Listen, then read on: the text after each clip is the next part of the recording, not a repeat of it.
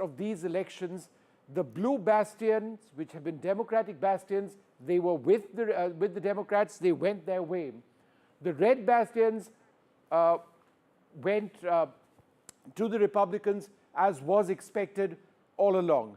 It's just the swing states, and I'm going to come to that in a moment, which have been significant, because the swing states which are marked in yellow over here, and there are a few more, a couple of them have already gone the way of Donald Trump. And whoever wins those swing states is seen to have a huge advantage. And ultimately, with 280, remember the magic mark in the United States was 270. Donald Trump absolutely ahead, winning the elections in the United States.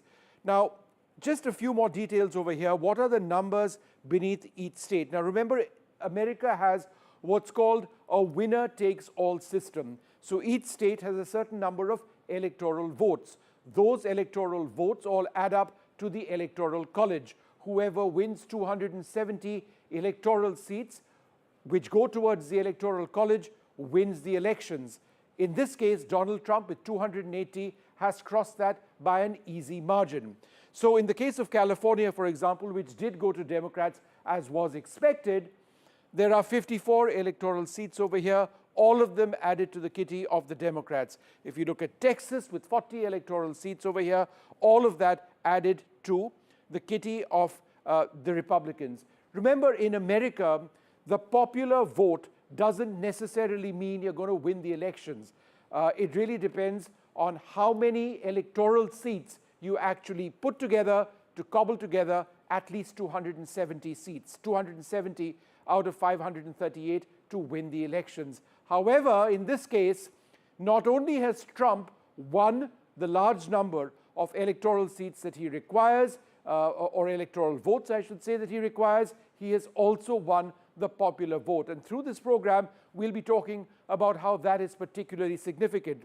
But while these are the remaining swing states or battleground states which haven't been decided as yet, let's give you an idea of what did take place in some of the other key battleground states. And battleground states or swing states, what has taken place is, in the case of Arizona, just look at this. They've gone by and large to the Republicans, 51% for the Republicans, the Democrats at 47.2. Let's keep shifting as I go through these numbers to tell you what happened in the other ones. In the state of Georgia, 50.8 to Republicans, 48.5 to Democrats. So it is narrow, but even if there's a tiny gap, all of that state goes towards one side. And this has continued. So let's keep flipping the screen. If we go across to the state of Michigan, 51.1% for the Republicans. And let's just continue going with that, with Nevada at 51.5%, and now North Carolina with 51.1%. Pennsylvania, a very big win for the Republicans at 50.8%. We'll be talking, in fact, a lot about Pennsylvania in this program. 49.8% for the Republicans in Wisconsin. So the bottom line and the key point that we are trying to mention over here is that these swing states, which have been so very important as far as these elections are concerned, they've all gone by and large the way of the Republicans. So that's something that we need to keep in mind very, very closely. But first, here's what Donald Trump had to say after winning these elections. These are our friends. We have thousands of friends on this incredible movement. This was a movement like nobody's ever seen before. And frankly, this was, I believe, the greatest political movement of all time. There's never been anything like this in this country, and maybe beyond. And now it's going to reach a new level of importance because we're going to help our country heal. We're going to help our country heal. We have a country and it needs help very badly. We're going to fix our borders. We're going to fix everything about our country. And we made history for a reason tonight, and the reason is going to be just that.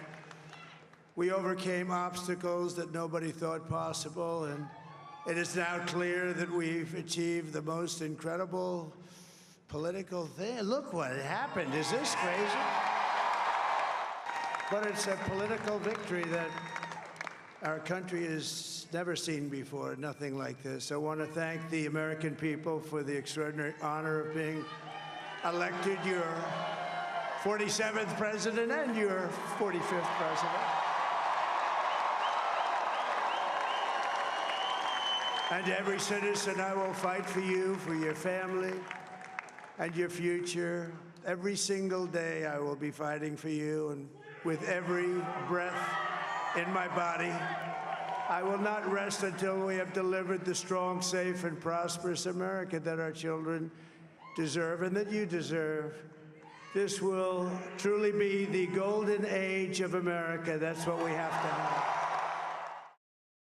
Well, I'm also joined by my colleague Gauri Dwivedi. She's had a very, very hectic last couple of days, along with the team of NDTV journalists in the United States. We've been covering the length and breadth of the United States. It's all over, Gauri. We hope you come back now, sooner than later. But it's been fun, no doubt. Give us a sense of what's been happening, talking to friends, talking to people. Are they relieved that it's all over, or is there still a sense of disbelief, both among Democrats and Republicans, that it's gone so clearly Trump's way?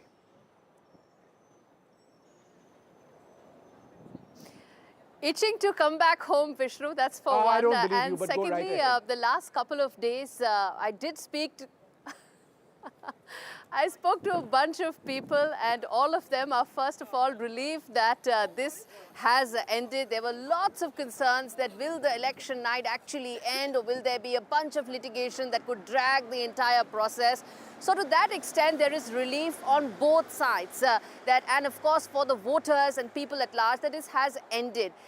Secondly, going into this election, the one thing that one heard again and again was, and a lot of Trump voters said that, and something that probably reflected in the results as well, they said that, you know, when it comes to the Democrats and the Democrat voters, they're very vocal about their critique of Donald Trump. But the Republican voters, they said that they are more subdued. They don't want to come out lashing against Kamala Harris per se. It's just that they weren't convinced that she could actually do a better job as far as the economy is concerned. As for Washington, D.C. here, it is going to be blue, Vishnu, till 19th of January, and it turns the darkest shade of red only on the 20th of January. But interestingly, the next 45 to 50 days will be spent, of course, figuring out the key appointments, and most importantly, what lies ahead in a presidency which will be extremely powerful with the Senate under control. The Congress is a toss-up right now, but could go the Republican way. And of course, Donald Trump winning both the popular vote and the Electoral College, Supreme Court under his belt. So who knows, some of those big contentious things that he's spoken about, immigration and a couple of others, he could actually get some of those really contentious legislations going. All right, Gauri, I'm just going to introduce our panel. We've got Richard Painter, law professor at the University of Minnesota. Ambassador Atul Keshav will be with us in a little while, president of the US-India Business Council, one of the most influential American diplomats who served in India in the past.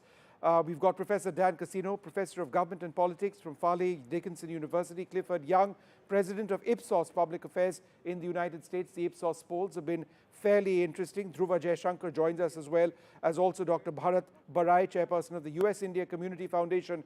Richard Painter, let me come to you first. Just in terms of the larger picture over here, over 51% of the vote for Donald Trump is equal to Obama's second-term win.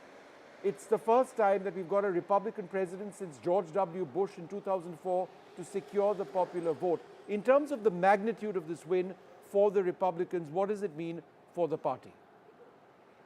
Well, this is an election that turned largely on the economy is the number one issue, particularly in Pennsylvania, Ohio, Michigan, Wisconsin, critically important states that used to be toss-up states or sometimes in the Democratic column. But the economy is a challenge, particularly in states that used to have a robust manufacturing sector that do no longer. And Donald Trump has appealed to those voters who are concerned about being left behind in the economy. Now, whether he's actually going to do anything to help them, we'll see. He has another 4 years now in the White House to work with Congress to actually make good on his campaign promises. But that's what this is all about. And it's a famous saying, James Carville, the Democratic strategist who helped Bill Clinton win back in 1992, said, "It's the economy, stupid." Well, unfortunately, I think the Democrats have spent a lot of time talking about social issues and particularly divisive social issues, and have not focused on the economy. And working voters, particularly people with lower wages, feel very frustrated about that. And if people who are earning lower wages aren't willing to vote for Democrats, the Democrats are in trouble. Indeed. Vishnu, if I can get Ambassador Keshav on the fact that the next 4 years in terms of the India-US relationship, given the backdrop of the fact that Donald Trump has been very clear in terms of tariffs and also on immigration, both of which actually directly impact India. Well, thank you very much. And look, I'd like to refer to what the previous panelists just discussed about the economy. You know, clearly the voters sent a very strong message. The president-elect has a clear mandate, and it is focused on the well-being and happiness of the American people. So the critical issue for U.S.-India relations is whether Delhi and Washington can have a discussion that validates each other's perspectives and particularly understands the message being sent by the American people. I have full confidence that there can be a lot of ambition in U.S.-India relations. President Trump is a deal maker, and there was some work on a landmark trade agreement between the U.S. and India during the last days of Trump 1. I hope that they could pick that up and go forward. Certainly tariffs are in the mix. The president-elect has been very clear about that. But this is where countries like India, friends and partners, should understand where the American people are coming from and the message that they have sent about the economy. I do see opportunity for a deal, though. Ambassador Keshav, I'll come back to the India story in just a moment, but as an experienced diplomat, I just wanted to quickly get your views in on what's happening in Europe, the war over there, the fact that we've got Trump, Zelensky obviously concerned, he needs American support and the provision of weaponry, the provision of funds. Do you believe that there'd be a change in American policy? Your personal view? Well, let's see what happens. I always say personnel is policy. Let's see whom the president-elect picks for his team, and then we can see what the policies may look like. But President Trump campaigned on strengthening America, addressing the economy, and ending wars around the world. Now, I wish him the best of success in that. These wars are terrible. They've been terrible for the countries affected, particularly for Ukraine. And I think a strong America ensures deterrence that makes our adversaries think twice. And in that regard, a strong America is good for us, but it's also good for the Indian people because democracies need to have a strong deterrent capability. And part of that starts with having a strength at home and a strong and running economy at home. Ambassador Keshav, you've always worked on and seen firsthand that very close camaraderie, in a sense, between Prime Minister Modi and the US President. There was that huge Howdy Modi event. I remember attending in Ahmedabad, a lot of support over here for him. Does that, at the end of the day, really make a difference in relations between America and India? Do you believe that that could be a small factor as well as the relationship goes forward? Yes. Obviously, nations have long-term strategic and economic interests. They also have their long-term values, but personality and chemistry absolutely matters. And President Trump and Prime Minister Modi enjoy a superb relationship, one that has been tested by things like the Galwan crisis, where America and India worked very closely together. So there's not only a strategic congruity, but there's also a very clear chemistry that will be helpful. There does need to be some discussion about some of America's perspectives about imbalanced trade. And I think that if Delhi can address that in a useful way, there can be some really good breakthroughs in taking U.S.-India relations to the next level.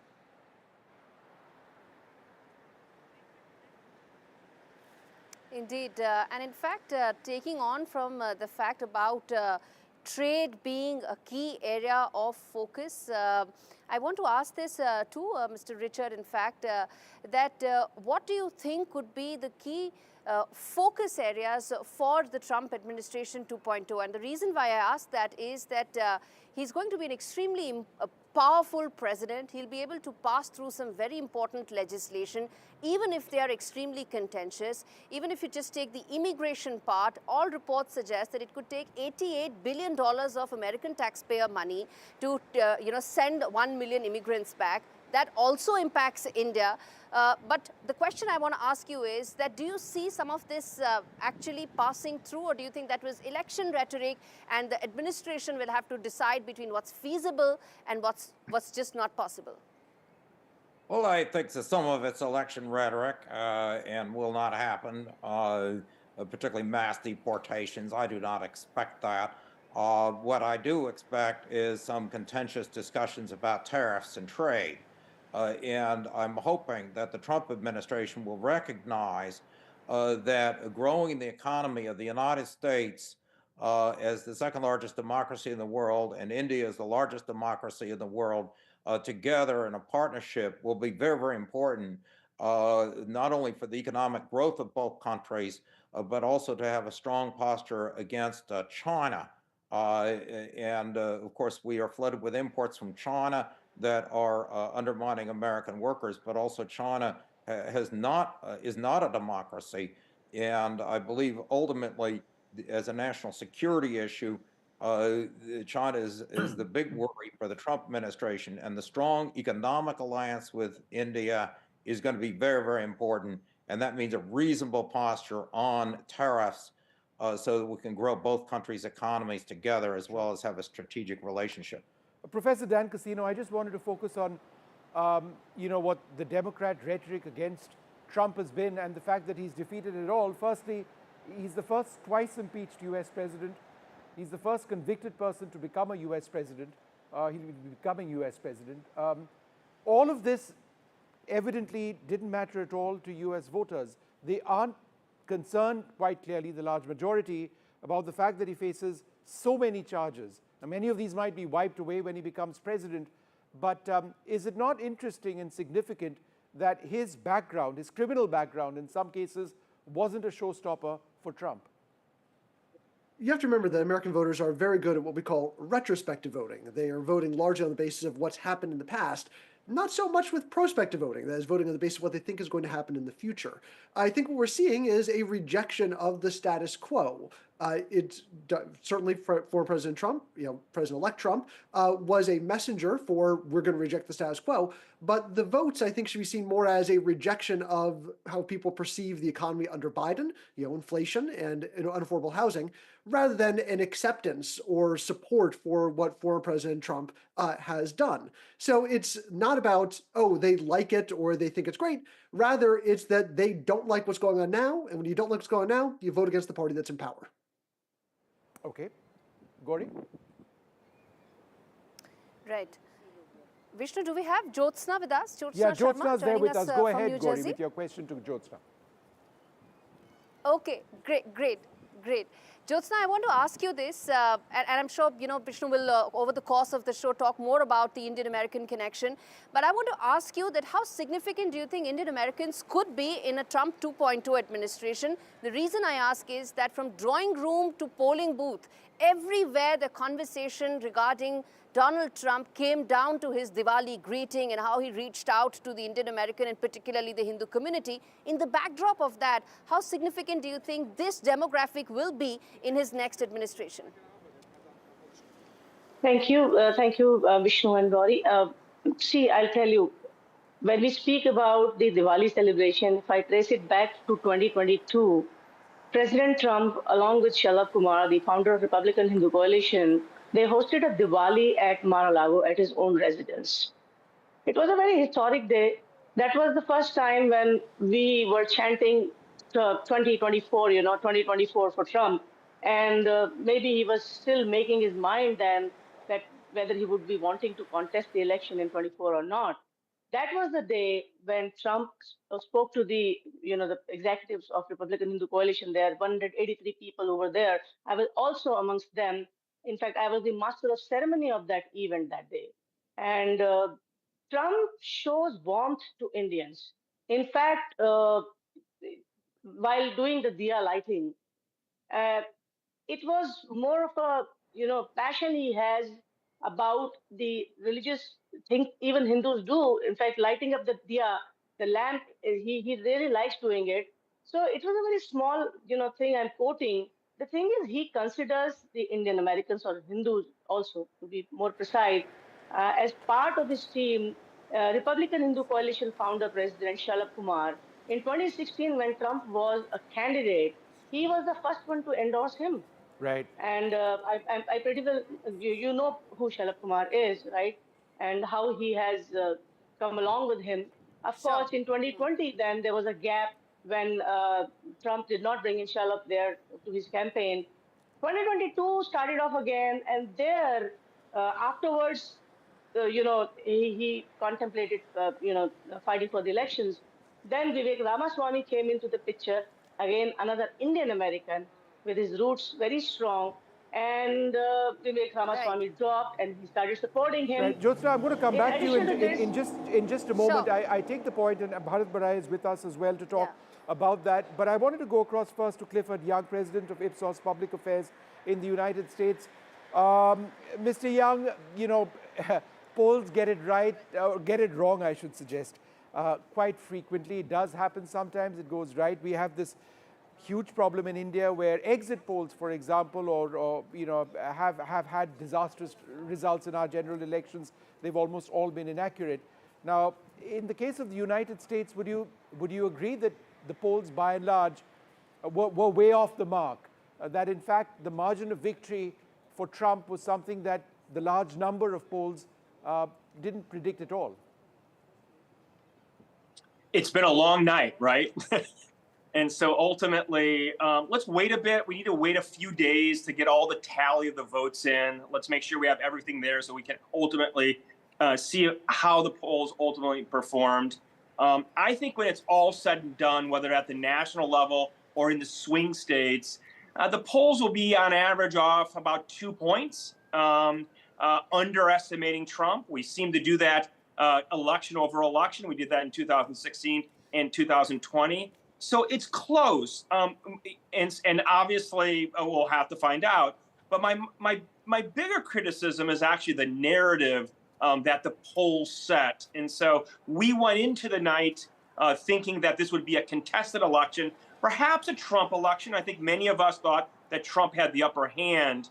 But really, this night was one where Trump dominated. I think on that point, the polls did not do a good job of helping set up the narrative. So at the end of the day, I think we're going to find it's close.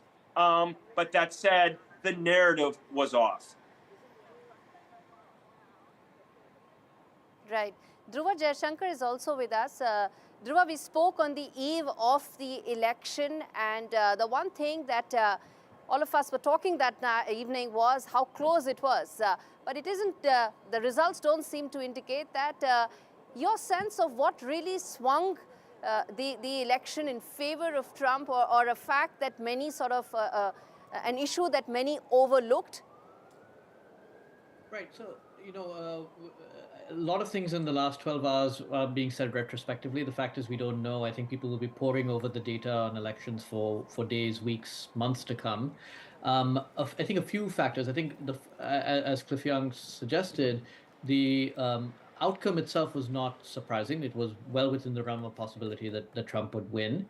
I think the margin of victory has really been a big surprise. The fact that he's up by 5 million votes in the popular vote, I think, is not something that was expected. And that it's really across demographics. It's across states and Democratic strongholds. He's done better even when he lost the state.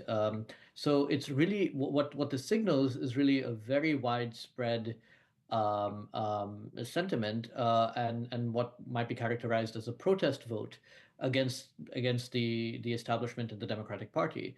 Now, there are many reasons we could look into it, and I think once people pore over the numbers, they'll see, is it because Harris underperformed and the Democrats underperformed, or is it because Trump overperformed, or a combination of those? Is it more economic issues? Is it the semblance? Is it pocketbook issues that have affected average voters or their sense of the economy, even though the macro numbers seem to be very strong?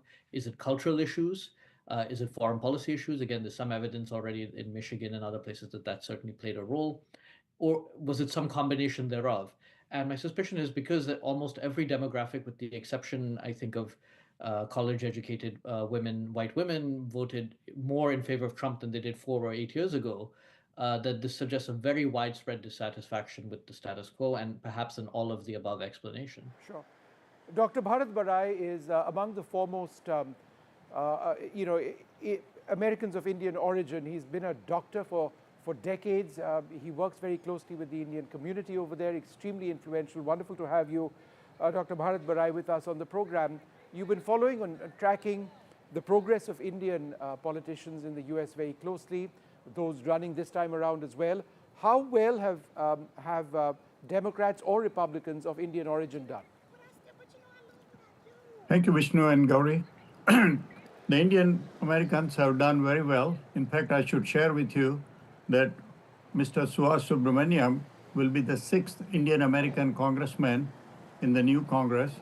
And right now, Dr. Amit Shah from 1st District of Arizona, he is leading, but it's a small margin and only 56% of the votes are counted. So, well, let's say if he becomes the 7th US congressman of Indian American origin. So we have done very well.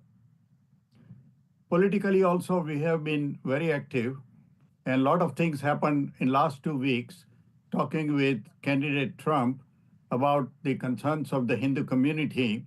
I would not go into all the details, but ultimately we requested that a strong statement be issued on behalf of the Hindu community of Bangladesh that was being tortured and the Hindu temples that were being desecrated in Bangladesh, and he was more than willing to do it. And I think it did swing quite a few. Many of the friends that I talked to in USA, they all said, oh, wow, Trump did it, he gets my vote. The other thing that did not help Democrats, inviting the Khalistanis at the White House 2 days before Prime Minister Modi's visit for the Quad. And I think, Vishnu, we talked about it in New York when you were covering the Prime Minister's visit. There were a lot of people who were very pissed off, saying that all these people are desecrating Hindu temples. They desecrated Mahatma Gandhi's statue in front of Indian embassy. They try to preach separatist propaganda.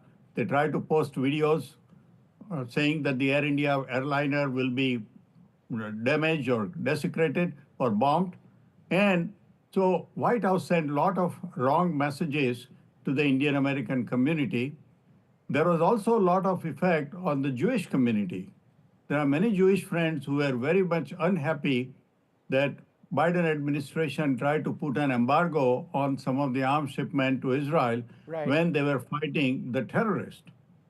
So I think different groups acted in their own way, being unhappy, and ultimately that showed up in the votes. Yeah, it did. Surprisingly, indeed. I should say, the Pakistani community, they also sided with Trump, and now there is a division among them, those who are for the present government and those who are for Imran Khan. Right. I just wanted to go back to Ambassador Atul Keshup, who's been waiting.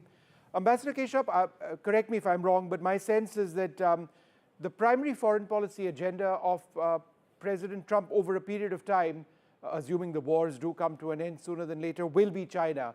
And again, I would suggest that it's that confluence of thinking between New Delhi and Washington on the challenges and opportunities that China has that would be an area where both sides would actually talk about. India is focusing on the Asia Pacific more than we have in the past. America certainly is.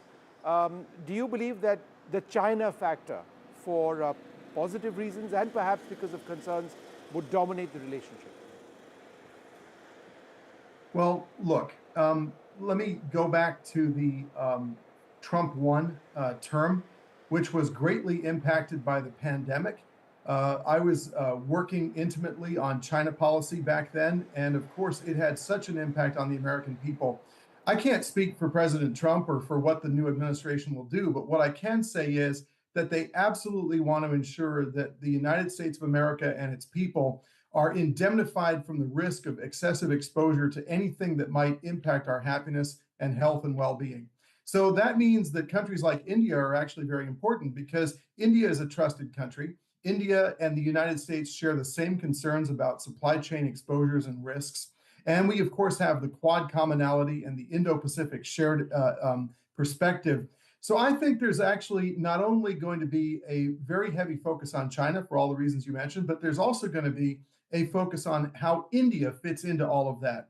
And we have a relationship with India that stands on its own. It is very strong in terms of people to people. There are almost 5 million Indian Americans in this country. They play an outsized role in the political life of this country and in so many other fields of endeavor. And I think President Trump knows that. The people around him know that. They're very focused on how they can take the U.S.-India relationship to the next level. And so the challenge for Delhi and Washington as we go forward is to see what that should be. Obviously, the strategic underpinnings are important, economic, technology. I would say let's be ambitious. Let's focus on real trade agreements that unleash even more prosperity for our people, because it will help strengthen our deterrent, our shared deterrence, and will help manage the problems that you mentioned. All right. Well, thanks very much, Ambassador Keshav, and I'd like to thank all our guests very much for being with us. We're going to take a short break at this stage and come back with a lot more. Gauri, I'll come back to you later on. You've got a lot more programming this evening, but we will take a short break and then tell our viewers once again what the overall story is. Let's listen into what Trump has to say. We'll be doing that after a short break, and a lot more analysis on what's been a fabulously interesting day in American politics, an election that's being watched around the world.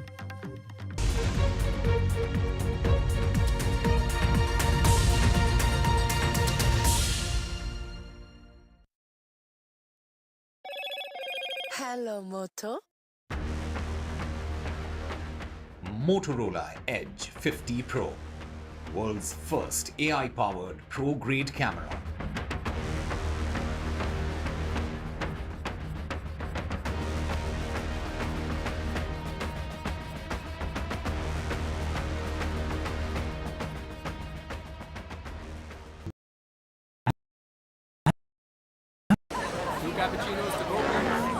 I don't care for no songs and proses.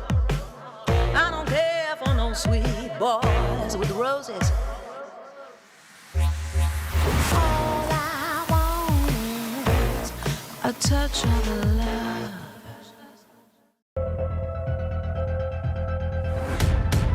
We reached an agreement on petroling. We have gone back to where the situation was in 2020, and we can say with that the disengagement process with China, you can say, has been completed. The understanding, to my knowledge, is that we will be able to do the petroling which we were doing in 2020.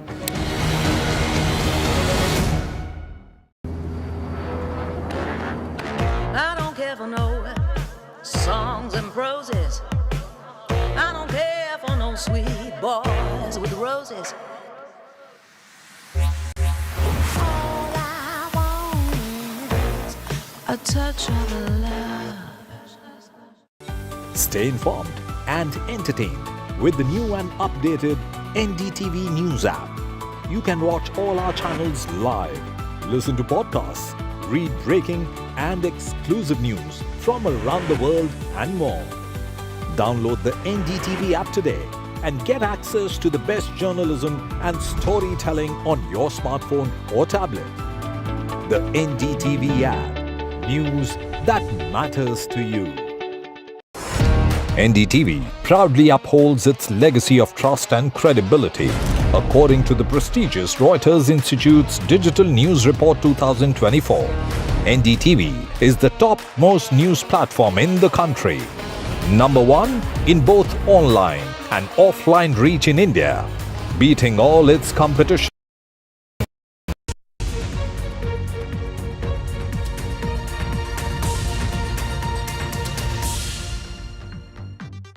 Welcome back. Incredible elections in the United States, 280 to 224 for Harris.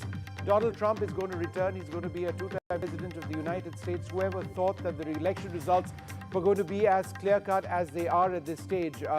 Kamala Harris and the Democrats nowhere in the picture. But let's listen in to what the man of the moment has had to say. These are our friends. We have thousands of friends in this incredible movement. This was a movement like nobody's ever seen before. And frankly, this was, I believe, the greatest political movement of all time. There's never been anything like this in this country, and maybe beyond. And now it's going to reach a new level of importance because we're going to help our country heal. We're going to help our country heal. We have a country and it needs help very badly. We're going to fix our borders. We're going to fix everything about our country. And we made history for a reason tonight, and the reason is going to be just that. We overcame obstacles that nobody thought possible, and it is now clear that we've achieved the most incredible political thing. Look what happened. Is this crazy? But it's a political victory that our country has never seen before, nothing like this. I want to thank the American people for the extraordinary honor of being elected your 47th president and your 45th president. And every citizen, I will fight for you, for your family, and your future. Every single day, I will be fighting for you, and with every breath in my body, I will not rest until we have delivered the strong, safe, and prosperous America that our children deserve and that you deserve. This will truly be the golden age of America. That's what we have to have. All right, so let's just explain what has happened in the United States by a quick look at a couple of details which we've been working on. This actually reflects the actual results. In a couple of states, those haven't been formalized as yet. So now, typically, the blue states are the bastion of the Democrats. The red state are strong. Red colors are states which are strongholds of the Republicans. We've written remaining swing states, and that's because a couple of the swing states, in fact, many of them have gone to the Republicans, which is why they've won the elections, but a couple of them are still remaining. We're still waiting to formalize the results. So those haven't been called as yet, 4 of them at this present moment.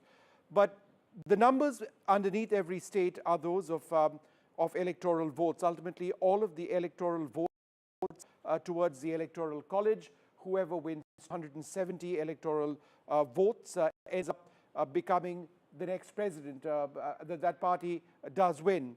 Now, in a winner-takes-all situation, which is what the US elections are all about, let me give you 2 examples. Firstly, the example of California, where there are 54 electoral seats. Let's take a look at Texas with 40. So whoever wins this state, right, California as an example, all of those 54 seats get transferred to the Electoral College.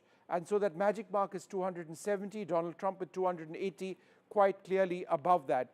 All of this is important because in the context of the United States, the popular vote doesn't necessarily translate into a person becoming the president. It's the overall count of the electoral seats in every state which actually adds up. In fact, there have been examples in the past, for example, in the case of Hillary Clinton, where she had the popular vote, more people actually voted for her, but because of the way the US election system is set up, she didn't win the elections. Let's take a look at the swing states. Now, the swing states are important. We're going to go by these numbers one after the other. This is where Trump has done very well. In the state of Arizona, 51.9% of people wanted Trump, which is why he's got the 11 electoral votes from this state. Let's just keep going through one after the other. In Georgia, the Republicans at 50.8. Again, Kamala Harris would have wanted to have done much better. The state of Michigan on your screens right now, 51.1% for the Republicans. In Nevada, 51.5 for the Republicans. The Democrats at 46.8. North Carolina, 51.1 for the Republicans. The Democrats, 47.7. Pennsylvania, absolutely fascinating in many senses. If the Democrats had any serious chance, Pennsylvania, so very important, but just look at this. Pennsylvania voting for the Republicans, the Democrats at just 48.2. So this gives you, an idea of what exactly has taken place. Finally, in Wisconsin, 49.8, so neck and neck almost, but again, the Republicans coming up on top. I'm just going to go across now to my colleague, Natasha Israni, who's been tracking these elections very, very closely, indeed with me in the United States. In fact, she's been covering Pennsylvania itself. And if you just focus on Pennsylvania itself, I mean, is this, at the end of the day, a bit of a surprise? Because the sense is it could have most likely gone the way of Kamala Harris, and if not, it would have been extremely close. It's not really that close this time around. No, certainly not, Vishnu. It is not close. In the two presidential cycles, the difference between the candidates was either 0.5% or little over 1%, but this is much higher. So it's a very definitive and clear victory for Trump in this crucial state where I'm standing right now. I'm actually standing at the rocky steps of the Philadelphia Museum of Art, which is also where Kamala Harris held her last rally with all her superstars and celebrities and talking about unity. But that message, which was resonating across the country, has many shades of gray and nuances to it, as I could make out even talking to people on the street. Let me give you some examples from Philadelphia, the city that we're spending a lot of time in. And I want to profile, interestingly, two Uber drivers that we drove with, just to again give you a perspective from the ground. The first Uber driver that we spoke to, the young man who couldn't afford his rent. Now, he lives in Philadelphia, a crowded city, and he was going for Trump. Now, Philadelphia is predominantly blue, but he was breaking ranks and going for Trump because he couldn't afford his rent. And he also wants to stop the wars in the Middle East, and he thinks Trump will not spend money on wars. That's his perception. Another Uber driver, completely different profile, a white woman, young again, and she also went for Trump. And I asked her actually about reproductive rights and how she felt about that and the overturning of the Roe versus Wade. And she was very clear in her outlook to us, saying that she felt these are decisions made by the state, and she still trusted Trump overall with women's issues. And also for her, just like men and many other ethnicities in the United States, it has come down to the pocketbook. She was concerned about her wallet, and she just trusts Trump more with that, as she told us, over Kamala Harris. So this is Philadelphia, predominantly blue, and we were still meeting a lot of people who voted for Trump. And when it comes to the state, it's such a large state. It's made of these huge cities, but also very industrial areas, also rural areas, a lot of farmland. And then fracking was another big issue, whether to frack or not. So yes, Pennsylvania going for Trump is really something that helped change the game for him. All right, Natasha, be with us. I'm just going to introduce our panelists. Alex Zidane, Republican political strategist with us, Professor Dan Cassino, Richard Rosso, and Dr. Bharat Barai still with us. Mr. Rosso, let me come to you first. So the White House goes to the Republicans, the Senate goes to the Republicans, the Supreme Court is already with the Republicans, Congress with the Republicans as well. In a couple of months from now, the very face of America and American politics seems to have been decided in one direction. And what is that direction? I mean, what would it mean for millions in the United States with such an overwhelming Republican presence? Well, I think we know what the aspirations are that Republicans are able to appeal to. I come from a state of Michigan where you've seen deindustrialization, a lot of people kind of wondering what the future means, concerns about trade, concerns about immigration, job losses. So the hope is that, putting a different party, to be able to carry all these offices simultaneously, you can actually have concerted policy efforts that can bring a lot of those jobs back home, restore American manufacturing, improve what we see in innovation. But also, I think some areas on stepping up, as we saw during the last Trump administration, with some of the strategic threats that we see from China. And part of that also involves reshoring manufacturing and being more competitive in emerging technology areas. So I think that as long as they feel that some of this can be brought back, that these opportunities are brought back to the homeland, I think a lot of people are going to get excited about it. So we'll see what policies are going to flow from it. Or that I'm supposed to anchor this. All right. Let me just go back. Let me, in fact, go across to Dr. Bharat Barai. And let me put you on the spot, Dr. Barai. A tough question. You know, when it comes to abortion, the fact that, as a medical practitioner yourself, you would understand that there are circumstances when an abortion becomes a medical requirement, number one. Number two, there is the entire issue of a woman's reproductive rights. It's a freedom of choice. It's a human right as well, one would suggest. But with Trump coming back into power, there is a sense that what if there is a nationwide abortion ban? How would you, as a doctor, look at that? Would it not be a huge concern for you? The answer is yes, and I don't support that part of the Republican plank. But let me explain, Vishnu, what the Supreme Court did is, instead of declaring it as a federal right or fundamental right, they pitched it to the states. So it is the state legislature that decides what should be the stand of the state for the abortion. So almost half the states in USA, still abortion is legal, like New York, California, Illinois. But there are conservative states where they have ruled different kinds of things for abortion. You cannot do it after this many weeks or after this much condition. But I agree that the reproductive life is an important thing for many women, and it should be respected both as a medical practitioner as well as human being. Now, interestingly, Trump had said during his campaign, without saying specifically, that, oh, the women will not have to worry about abortion. Now, what did he mean by that? He did not clarify. So it will be interesting to see what ultimately he does.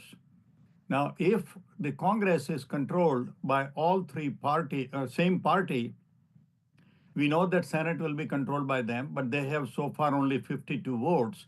So if they try to bring some legislation to try to make a federal ban on abortions, then there will be a lot of resistance, and they might invoke filibuster in the Senate where it requires 60 votes rather than majority vote.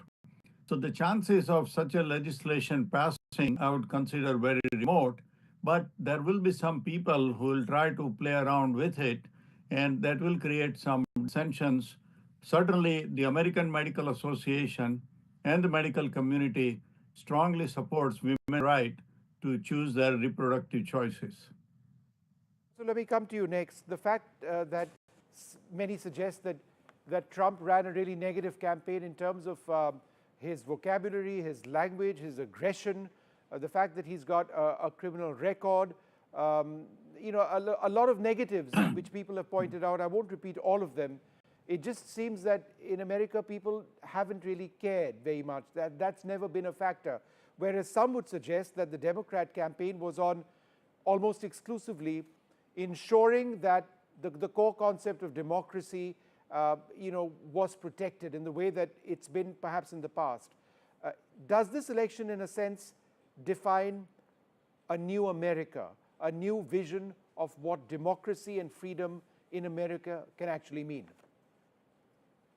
Well, it's certainly a new coalition, Vishnu. That's something that we've seen since these results started coming in last night. The working class, non-college educated, hardworking, blue-collar people are Republicans now. They are. That coalition that the Democrats put together dating back from the Great Depression has crumbled. It's crumbled because of the new divide between those who have college degrees, who mostly vote Democrat, and those who don't have college degrees or have college degrees like me and know that they're no substitute for real world experience. They vote Republican.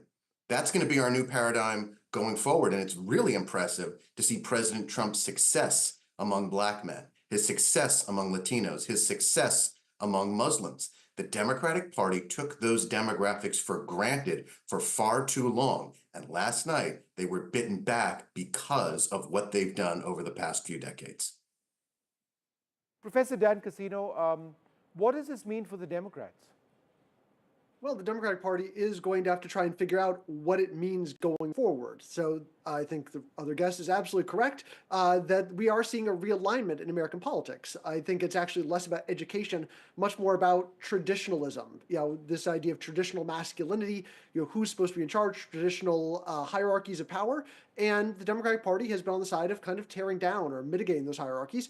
And the Republican Party has been on the side of propping those hierarchies up. So the question going forward for the Democrats is, what can we do to appeal to people who are scared? men who do feel, as about half of men in the United States do, that they've discriminated against because of their sex.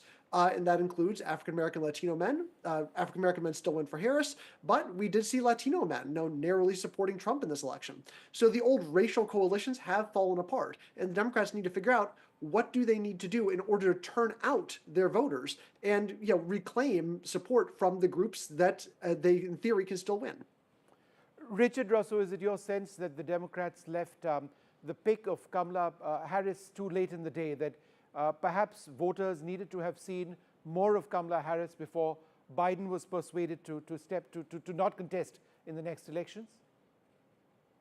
I think they were left with a difficult choice. They had to really cut ties with Biden, have him hand over the torch, and Kamala Harris, the reasons for choosing, she was the next best candidate in line there. She had a moment there where she was crawling ahead in the polls, and she had a pretty good run, I think, in the first few weeks. But, then she just couldn't deliver a message, I think, as the previous guests have said, that resonated with a lot of, Americans in the Midwest that, again, feel that the Democratic Party sometimes has abandoned a lot of the issues that they care about. So I don't think the pick was too late necessarily, because you did see a moment there when she had some momentum and had a bit of a lead in some of the swing states. But she just couldn't deliver messages, I think, that resonated. And you began to see the air leaving the balloon pretty quickly thereafter. All right. I'd like to thank you all very much for being with us. As I wrap up this program, I just wanted to go back to my colleague, Natasha Estrani, once again. Natasha, you've been traveling across the country, tracking these elections. What in your mind was something definitive that you saw which perhaps gave you an indicator of which way this election was headed? Well, I started noticing, with all this talk about a close race, I started having some doubts when actually I was in the Queens neighborhood of New York City. Now, Queens is full of immigrants. About 47% of immigrants there citizens there are born outside the United States. So heavily blue. And even in that heavily blue immigrant area, I heard from this young man who was voting for Trump and a middle-aged woman who was also voting for Trump. And what she said was interesting to me. She thought that crime in New York City, in neighborhoods across the country, would be better dealt with. Her perception was that Donald Trump would deal with it better than Kamala Harris. So when you also talk about traditional masculinity, it's not just on the men's side, where another young man that we spoke to in Philadelphia yesterday saying that he thought, this young white male man, he thought that he was becoming the minority in this country, that nobody was looking at him and his issues, not just the economy, other things as well. And it's not just him though, women were saying that as well. So that's when I really started wondering how close this race was. And of course, I'm not a poll pundit or an analyst, I'm a reporter on the ground, but that carried with us as we spoke to people, not just in New York, but also New Jersey, as well as Pennsylvania, and also a lot of voters talking about the jugular, saying that there were things that they didn't agree with on Trump, the way he speaks about women, the way he speaks about immigrants, the rhetoric that he uses. And even though many of them found it harsh and divisive, they still felt that he was going to be better for them, for their day-to-day life. And we talk a lot about, this is about the economy, stupid, but it's actually more than that. It was also their concern about wars abroad that they feel that he will end. And also transgender issues. A woman told us that she didn't like the fact that transgenders would be allowed to she didn't have a problem with them personally, but she didn't want them playing female sports. So these issues were also in play, marginal, but yes, a factor too. All right, Natasha, great job having you over there along with the team of NDTV reporters. Thank you very much indeed. So a fantastic, fantastic election result in the United States. Whichever way, if you are interested in politics and where America votes, it's been fascinating, absolutely. If you're a Democrat supporter, a huge disappointment. The future of the Democrat Party, at least in the immediate run, would need to be looked at very, very closely. In India, we keep using the word introspection. Whenever one political party loses the election, it does appear that the Democrats are in serious trouble. But they remain in power for the next couple of months. It's going to be a couple of months before Trump does come into power. But what will the next 4 years or so really hold for not just the United States, but the world? We'll have to wait and see. For the moment, from all of us here on the Left, Right and Center team, good night.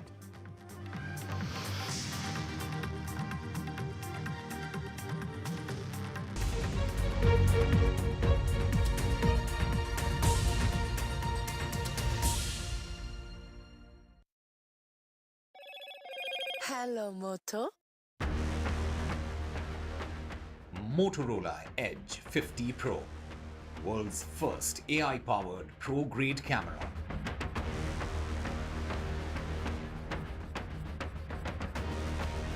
A landslide victory for Donald Trump. He is at 280 in the US count.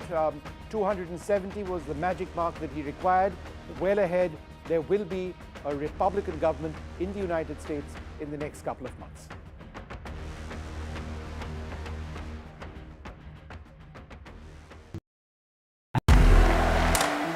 I want to thank the American people for the extraordinary honor of being elected your 47th president. Donald triumphs. What does Trump's win mean for America, for the world, for the wars, and for India-US relations?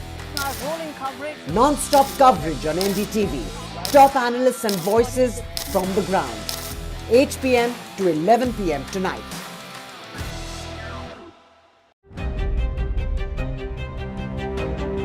Hello and welcome to India Sense, where I speak with global opinion makers. The United States has made a strategic decision over the last 20 years to move closer to India.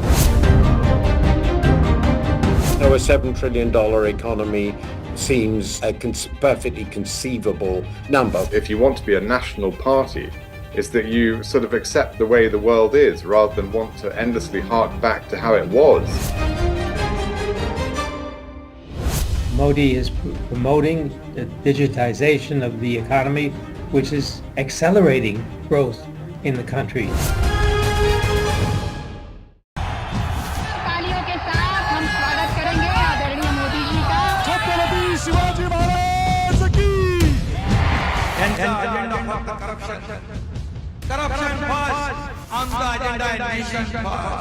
घोषणा आणि जनतेचे पैसे लुटणं. Cut commission आणि करप्शनला आमच्याकडे थारा नाही. त्यांचा परिवारवाद आमचा महाराष्ट्रवाद. महाराष्ट्रामध्ये 1,75,000 जागा रिक्त आहेत. पण का भरत नाही? राज्याची जनतेच्या घमाच्या पैशाची तिजोरी लुटण्यासाठी हे सरकार आहे. पूर्वीच्या सरकारच्या काळामध्ये निधी देताना त्यांना असं वाटायचं की त्यांच्याच खिशातले पैसे चालले. शेतकऱ्यांना मोफत वीज देण्याचं काम आपल्या सरकारने सुरू केलं. NDTV proudly presents NDTV World Summit 2024, the India Century. I now request the Honorable Prime Minister to launch NDTV World and address the summit. Prime Minister Narendra Modi's inaugural session at the NDTV Summit outlined his vision for the India Century, driven by aspirational India. हमारा प्रयास होगा भारत की century सिर्फ भारत की नहीं बल्कि पूरी मानवता की जीत की सेंचुरी बने. The summit brought together prominent global leaders, highlighting India's pivotal role on the world stage. Not just Indians trusting India's leadership, but the global South especially trusting India's leadership. Permanent seat on the UN Security Council is something that should be India's right. Canada is concerned, I think there are some very specific issues. I think a lot of people know that. AI is going to be one of the most important, drivers. It's a very exciting time for India, Indian cinema as well at a global level. NDTV World Summit was more than just a conversation. It was a confluence of ideas.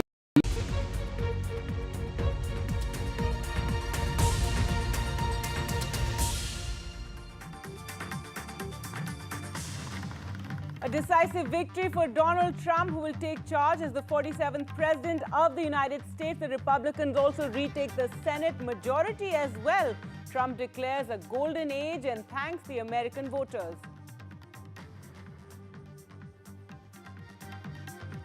Prime Minister Narendra Modi congratulates the US President-elect and his friend Donald Trump, says he's looking forward to renewing collaboration, says let's work together for betterment of our people. And a big thumbs up from the markets. Indian and global markets surge after the results in the United States as congratulations pour in from across the world. The Sensex was up over 900 points. Karnataka Chief Minister Siddaramaiah made his first appearance before the Lokayukta in the Muda case, even as the BJP continued to protest against him, demanding his resignation. The Congress announces 5 guarantees ahead of the Maharashtra election. Rahul Gandhi in Mumbai to declare those guarantees: 3,000 rupees per month, also free bus travel for women in the state. And a big ruling by the top court: compensation to sexual assault victims is mandatory. The Supreme Court to trial courts pay compensation in the quickest manner.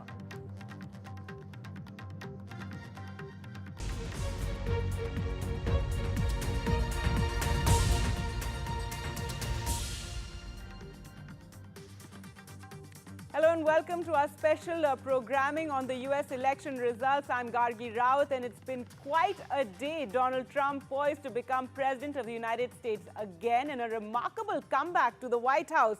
And election, which was called one of the closest ever, turned out to be not so close at all, with Trump winning the Electoral College votes decisively. There you can see on your screens, 280 to Kamala Harris's 224.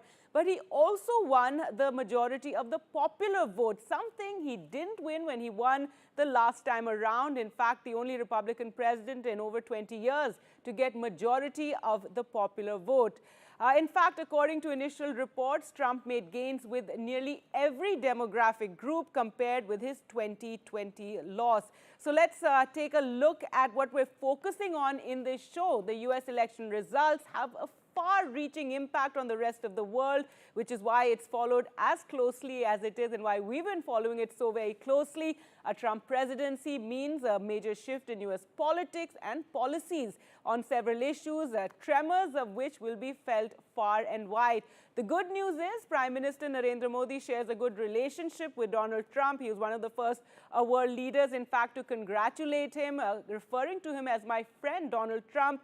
So will we now see India and US relationship only growing stronger, especially given Trump's stand against China? There's also, of course, the trade issue. These are some of the factors that we're going to be going into. But let's go across now. I'm joined by my colleague Gauri Dwivedi, who joins us from Washington, D.C. And Gauri is going to be taking us through what these election results also mean. Also joining us, Alistair D'Souza from Washington, D.C. And Gauri, first to you, quite the day. It's been quite, we thought this might carry on for a few days, and I think everybody's already spoken about it, how decisive it's been. It's not even been close. Now that people are waking up to this result, what have the reactions been like?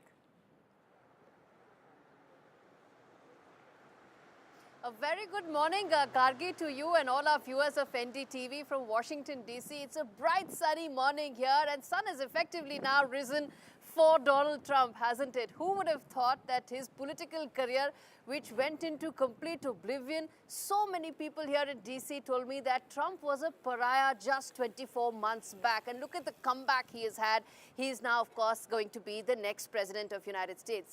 The town that is so blue and will remain so till the 19th of January, even there, many in the corridors of power here conceded that Trump had a victory simply because his campaign was sharper and his messaging was far clearer as against a Harris campaign which went back and forth because for many, Kamala Harris couldn't decide whether she was an extension of a Biden administration or whether she wasn't. And that flip-flop, of course, meant that Donald Trump heads back to White House in about 70 days from now, Gargi.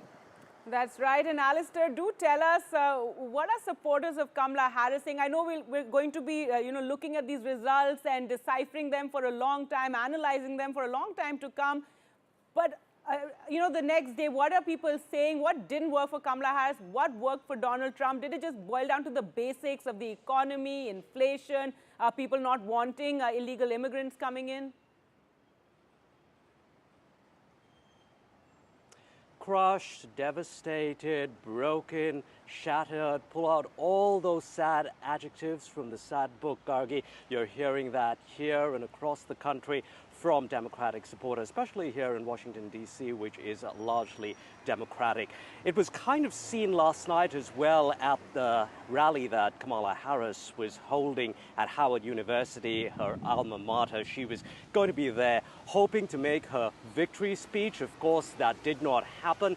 In the late hours last night, we actually saw people leaving much before her campaign manager actually said that she would not be speaking last night. We're still waiting to hear from her as to when she's going to speak. Certain reports saying that she's going to speak at around 4 p.m. Eastern time. That's about 4.5 hours from now from Howard University. So that speech closely being watched.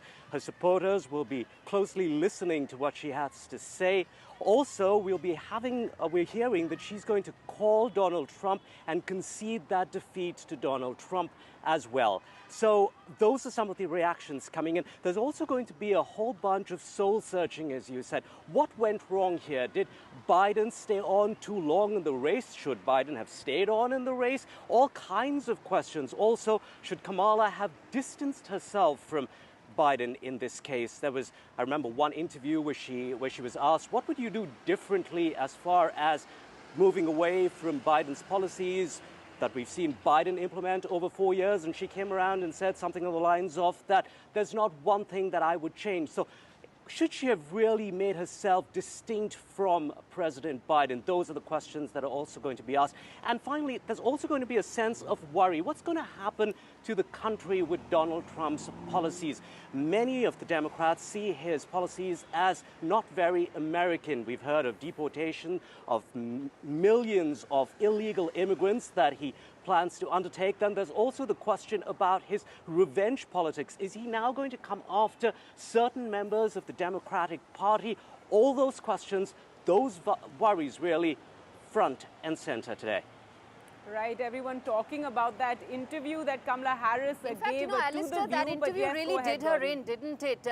That interview really did Kamala Harris in when she said that there's nothing that she would do differently from the Biden administration. And in fact, Gargi, the most interesting aspect, and something that we can get Natasha in on, is when Pennsylvania actually flipped. I was there at Howard University, and that's when faces really fell, when it became so clear that Pennsylvania, which was really the most crucial state, had gone the Trump way. And we can get Natasha on that what really is the mood like on ground, and what is it that voters said and felt, and the reason why it actually went to Trump. Well, Alistair, I think if you can take that question, we will try and connect with Natasha later, but go ahead, Alistair. Yeah, indeed, there was much effort, lots and lots of money, millions of dollars, almost $1 billion pumped into this campaign in order to make Kamala Harris very distinct from Biden, very distinct from Donald Trump, of course, playing up on, like I said, those American values, standing up for things that kind of Trump had thrown under the bus. But of course, that messaging did not really work. So campaign managers in Kamala Harris's campaign will obviously be searching for those answers to find out what exactly went wrong. And as far as that interview goes, those thoughts are coming back to me. Soon after that interview actually played out, many of her campaign managers, this is the interview where she said, I wouldn't change a thing as far as Biden's policies go. Many of the campaign managers came out and tried to backpedal and said that, no, that's not entirely what she meant. So you can see a lot of damage control mode at that point in time. Of course, a great disappointment as many of those swing states have swung not in her favor, but in fact in Donald Trump's favor. So lots of people hurting this morning, of course, the Democrats being at the top of the list, which has hurt them, Kamala Harris and her supporters. All right, Alistair, thank you so much for joining us on the program. We will return to you later, but let's now introduce our panel to talk more about what a Donald Trump presidency, the second time round, will mean for the world, what will it mean for India. We're joined by Vivek Mishra, Deputy Director, Strategic Studies Program, ORF, Adele Malka Nazarian, American media personality and political analyst, senior fellow, Gold Institute for International Strategy. Rick Mehta, former Republican nominee for U.S. Senate and biotech entrepreneur. Ajay Jain Bhutoria, Deputy National Finance Chair, Democratic Party and Asian American Community Leader. Raymond Vickery, Senior Associate, Center for Strategic and International Studies. Dr. Swasti Rao, geopolitical expert. Shashank former Foreign Secretary, and Neelam Dev, former diplomat, all joining us. Thank you so much, everyone. And with me, Gauri Dwivedi joining us from Washington. And Gauri, I'll take the first question. Ajay Bhutoria, first to you. Now that you may have had some time to take in this result, I'd like to get your view on what you think worked for Trump and what didn't work for the Democrats.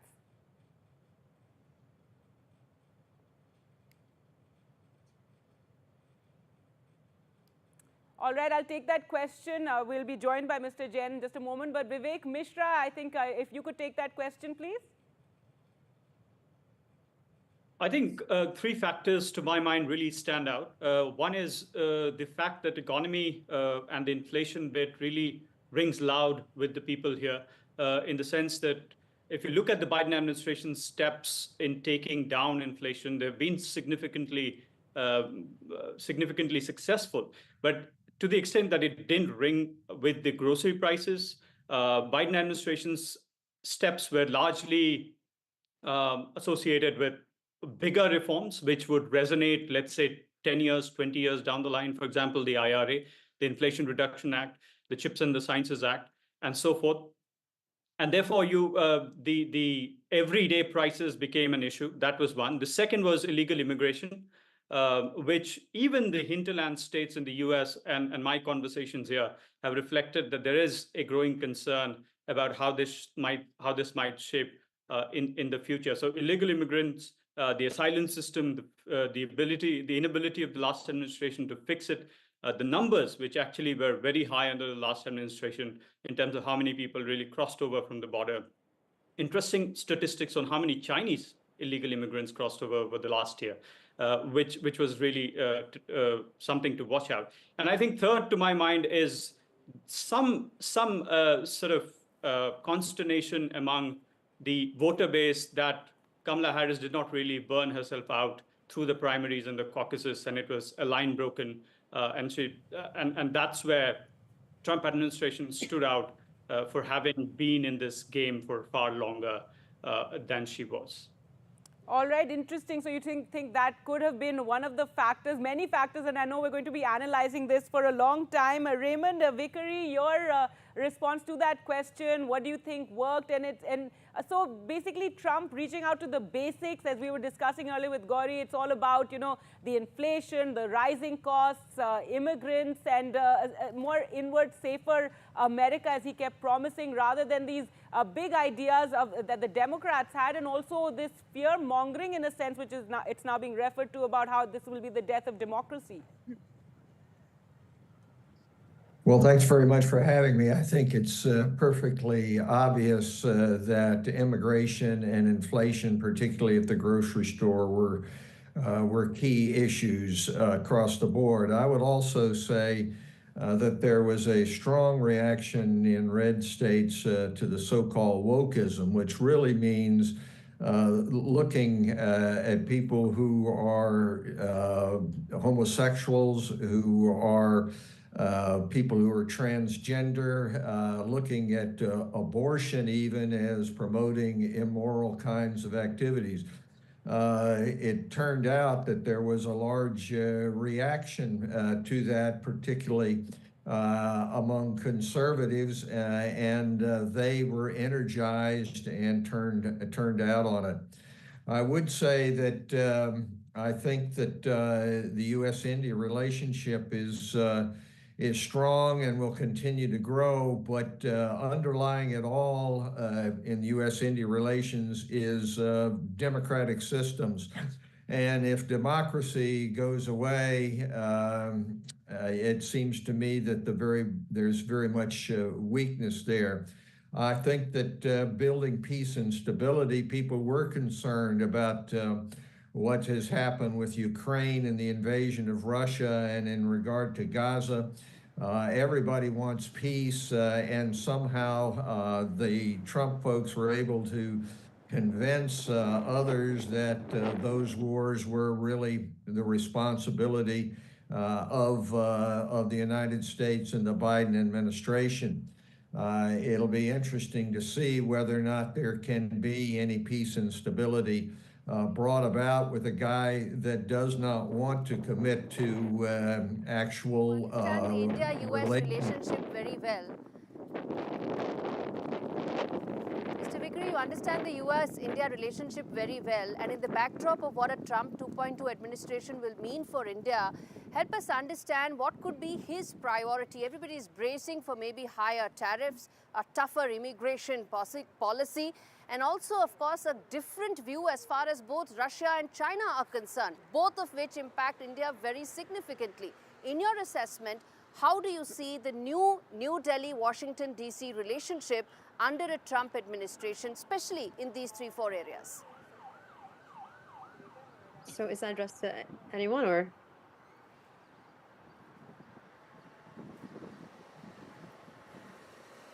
Right, Mr. Vikri, if you could go ahead on that. Yes, Mr. Vikri and Adele Yeah, both can take that question. I'd be happy to go too. I'll be happy to go ahead on that. I think that particularly in the trade and economic area, I was Assistant Secretary of Commerce for Trade Development. We're in for a difficult time of trying to square the circle on tariffs.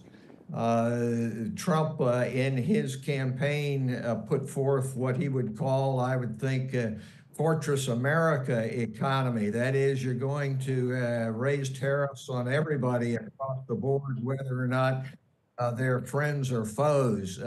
That, in my view, would be disastrous for the economy, both in the United States and in trade partners like India. I think in regard to immigration, he's been very strongly anti-immigration. That means it's going to be more difficult for Indians to get visas to the United States. It means that the H-1B program is likely to be curtailed. Now, there are those who say that it's completely different when you talk about economics from geopolitics.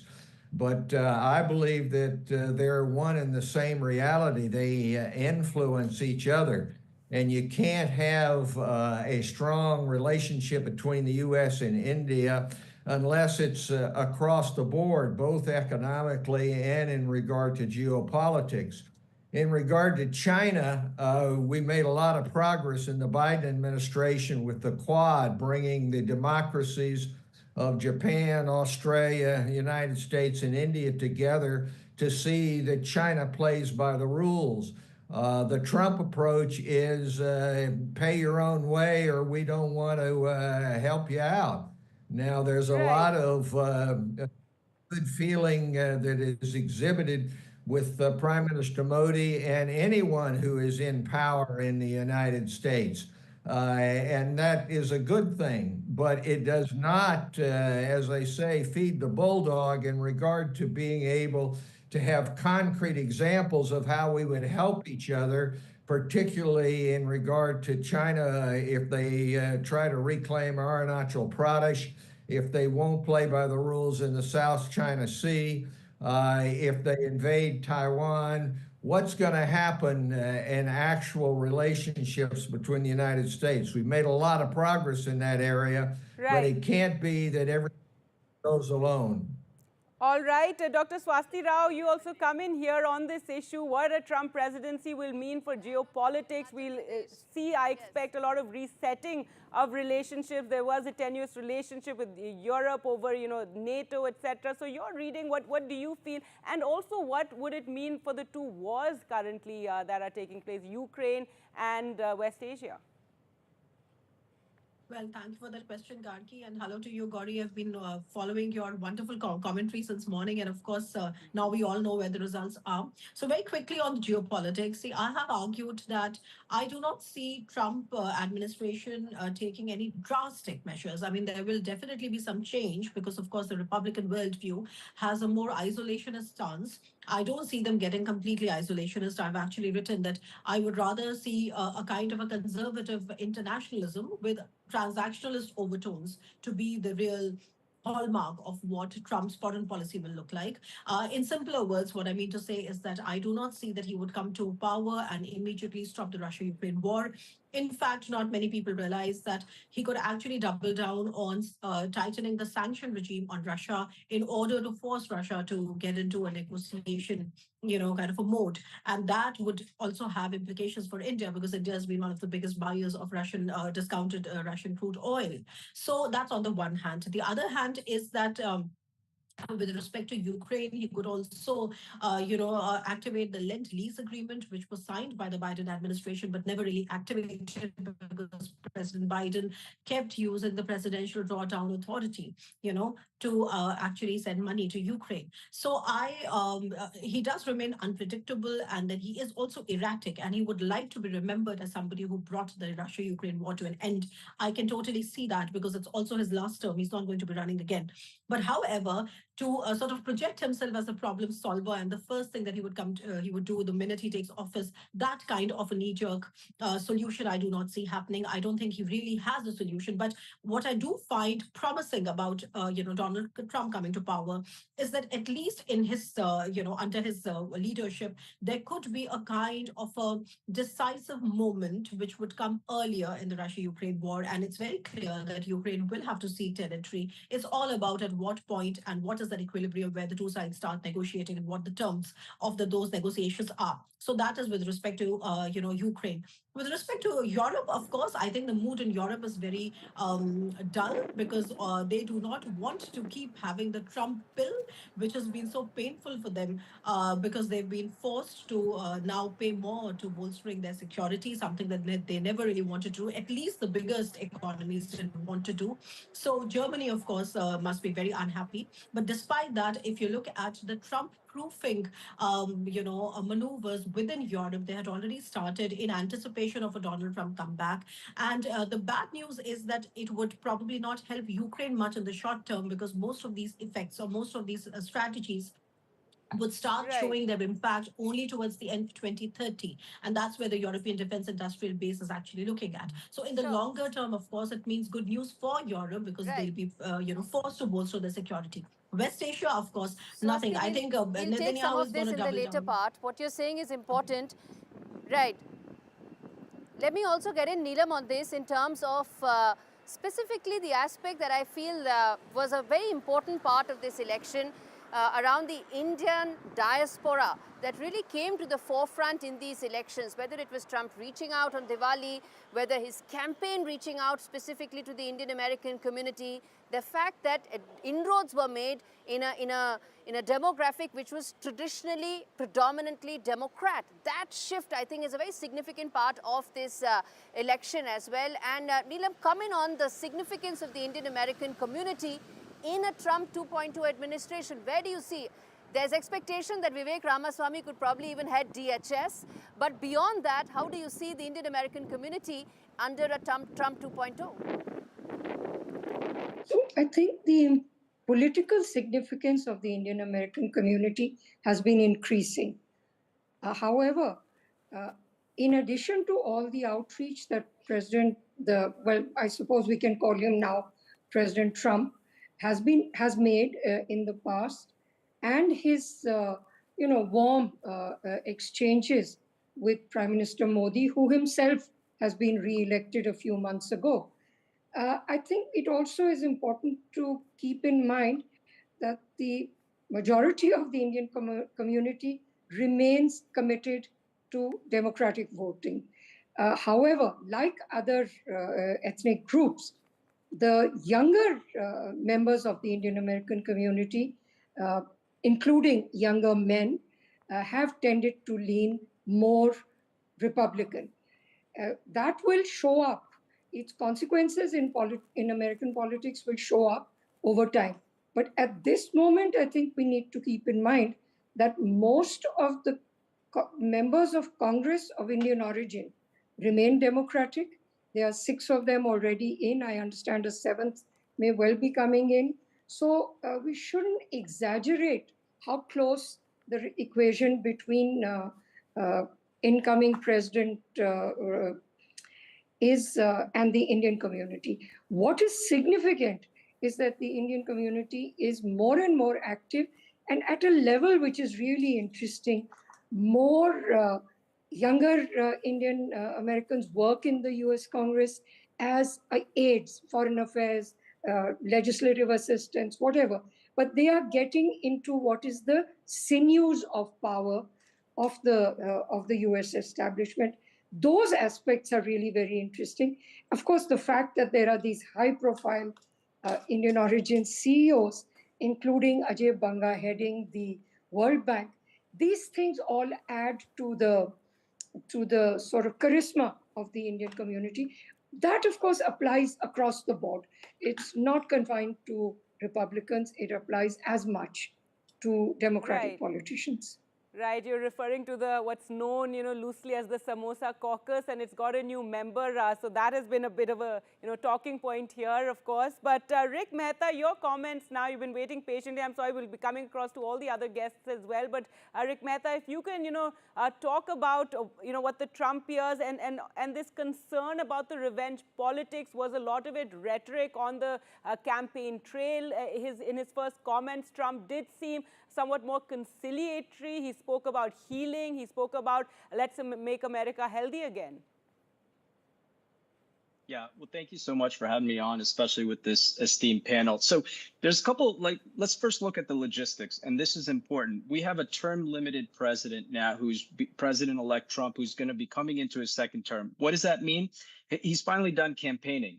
President Trump can be himself. He can accomplish the things he wants to. And at the end of the day, remember, he's the man who wrote Art of the Deal, right? Making deals is exactly the reason why the people of America hired him for the top job. And we want him to come in and fix the economy. We want him to lower inflation, lower interest rates, but most importantly, cure this depression-like area of unemployment that our country is currently in, the doldrums of the Biden-Harris administration that completely botched the recovery post-COVID and drove our country into one of the worst economies that we've experienced. And so this is the reason why the man got the job. But now let's look at the social issues. When we're talking about bringing people together, President Trump, time and time again, has said that he is working for all of America. And this is important because the drive here is based on a mission, and that mission is very simple: America first. And so as we're talking about policies across the board, we're talking about geopolitics, there's going to be some concern. What will the relationship be with US, India, US, China, and others? And at the end of the day, President Trump is all about making a deal and doing what's fair for America, pulling us out of treaties that continue to bring America down rather than level the playing field. So we're going to see a spike in American-made products. We're going to see manufacturing supply chain being brought back home. And then we're going to have an entire disruption of the way we do things. With Robert F. Kennedy being very close and Elon Musk, these are very wealthy outsiders that are coming in also to work on policies, not for their own personal benefit. When you talk about protecting the First Amendment, very big Elon Musk has made it a point to talk about making sure that our constitutional rights are protected. Robert F. Kennedy has been out there championing to make sure that we look at the determinants of health. What are the reasons why we spend the most on patients but get the least back in return? And so it's all about going to be unpacking the value. What is the value in protecting constitutional rights? And so you're going to have folks like Vivek Ramaswamy be highly influential, highly involved at protecting medical innovation and protecting American rights altogether. And so I think we're going to see a very exciting Trump 2.0. All right, I'd like to get Adele Nazarian's view on what was just said by Rick Mehta, and also, are you hopeful? Everyone's talking about how divided American society is with these elections. Are you hopeful now that given the kind of tone Trump took in his speech that perhaps there can be some amends made? Great to be on with everyone. I agree with Mr. Mehta. I think Trump is definitely a changed man. He is a uniter this time around. And I believe that the unfortunate assassination attempts on his life were a wake-up call. He found God, if I can say that in a way. And he doesn't want to see the country that he loves so much go downhill. And I think that's why he is going to take a more proactive tone. He's not going to use the same, let's say divisive kind of rhetoric that he was using the last time around. And despite the fact that the left has come after him in a hellish way and just relentlessly called him names, derogatory terms, completely mischaracterizing him as Hitler, all these absurd characterizations. I have a feeling that he's going to put the country and its people ahead of his ego and do what's best for the nation. And that means I think there are going to be some people who have to be taught lessons. If I was advising him, I would absolutely make sure that he is, going after the Jack Smiths of the world and whatnot. But at the end of the day, I think when it comes to a lot of others, those who weren't trying to actually have him in a ditch somewhere dying, basically, and wouldn't give him a hand to help him up. I think besides those people who absolutely try to inflict the most damage, he's going to overlook that and again, just put the American people first. And I do think one of his first orders of business, a few first orders of business in his first 100 days in office will absolutely be to end these wars. It's so unfortunate that we weren't able to get him in 2020 so that we wouldn't have to inherit these costly wars that are burdensome to the American end user, everyday Americans' pockets. The bottom line is the cost of gas has gone up. The cost of groceries have gone up. The cost of credit card debt, that's been increasing as well. Trump is inheriting, let's not kid ourselves, a massive debt, a very, very unhealthy economy that is the runoff of the previous administration. But I do know that he will do whatever it takes to set things straight. It may take a little bit of time, but this war will be ended. The war between Ukraine and Russia, unnecessary. The war in the Middle East between Israel and Hamas, that will also, I think, come to an end, and I can guarantee that there will not be any more wars started. As far as the economy and for trade goes, in terms of tariffs, people have complained here, analysts, on the fact that they believe Trump doesn't know. Even John Bolton, I was on a program with him previously, complaining that Trump doesn't understand the way tariffs work. I have to differ with that. I believe he does know how they work. He has amazing advisors surrounding him this time around, and I believe that he will do what is going to not only benefit America, but frankly, this time around, and I say this election was a referendum not only on the future of America, but on the future of the West. And whatever he does for America will directly impact what happens in Europe. It will directly impact what happens in India, in Bharat. And I do see a very, very beautiful continuation of the strong friendship and alliance between the US and India.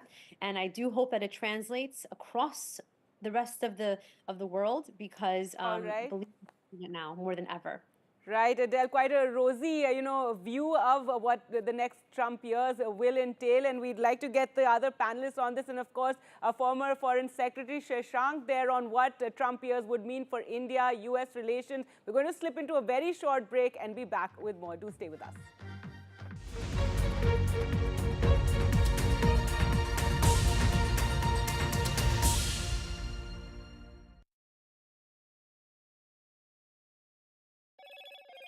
Hello, Moto. Motorola Edge 50 Pro, world's first AI-powered pro-grade camera. A decisive victory for Donald Trump, who will take charge as the 47th President of the United States. Republicans also retake the Senate majority. Prime Minister Narendra Modi congratulates Donald Trump and refers to him as his friend, says he's looking forward to renewing collaboration and says let's work together for betterment of our people. World leaders congratulate Donald Trump, and Indian and global markets surge after the results in the United States.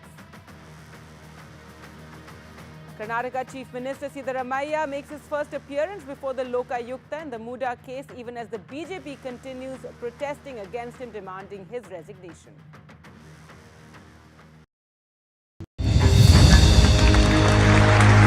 I now request the Honorable Prime Minister to launch NDTV World and address the summit. It was the grand launch of NDTV World by Prime Minister Narendra Modi. NDTV World, as he laid out his vision for the India century at the NDTV World Summit. एक ऐसी सदी जिसमें भारत के प्रयासों से दुनिया में स्थिरता आए। In the presence of those who are shaping our future. मेरी तरफ से आपको ढेर सारी शुभकामनाएं हैं।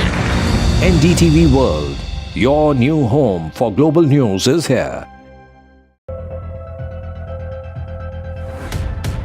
We reached an agreement on patrolling. We have gone back to where the situation was in 2020, and we can say with that the disengagement process with China, you can say, has been completed. The understanding, to my knowledge, is that we will be able to do the patrolling which we were doing in 2020.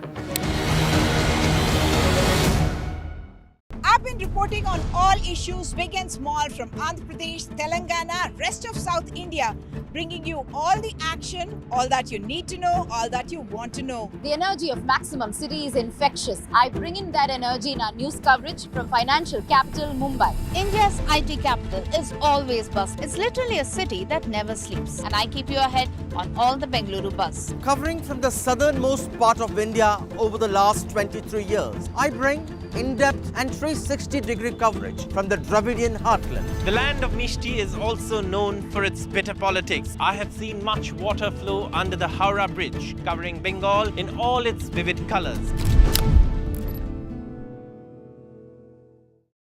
Stay informed and entertained with the new and updated NDTV News app. You can watch all our channels live, listen to podcasts, read breaking and exclusive news from around the world and more. Download the NDTV app today and get access to the best journalism and storytelling on your smartphone or tablet. The NDTV app. News that matters to you. NDTV proudly upholds its legacy of trust and credibility.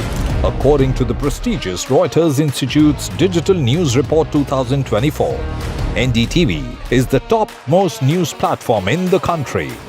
Number one in both online and offline reach in India, beating all its competition. NDTV stands for trust. I want to thank the American people for the extraordinary honor of being elected your 47th president. Donald triumphs. What does Trump's win mean for America, for the world, for the wars, and for India-US relations? Rolling coverage. Non-stop coverage on NDTV. Top analysts and voices from the ground. 8 p.m. to 11 p.m. tonight.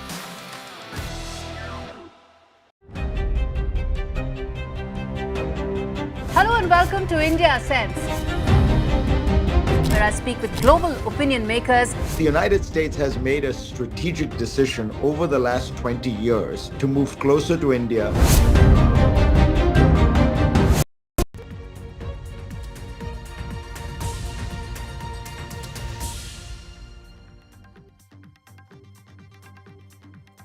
Welcome back to our special show where we've been talking about Trump's decisive victory in the US election and what Trump 2.0 will mean for the US, for the world, for India. And now some breaking news coming in. Prime Minister Narendra Modi, who had earlier posted and on social media about congratulating Donald Trump, his friend, now has posted again on social media site X and said, had a great conversation with my friend, President Donald Trump, congratulating him on his spectacular victory. Looking forward to working closely together once again to further strengthen India-US relations across technology, defense, energy, space, and several other sectors. Let's go across to Maria for more on this. So, Maria, the Prime Minister has spoken to Donald Trump and congratulated him.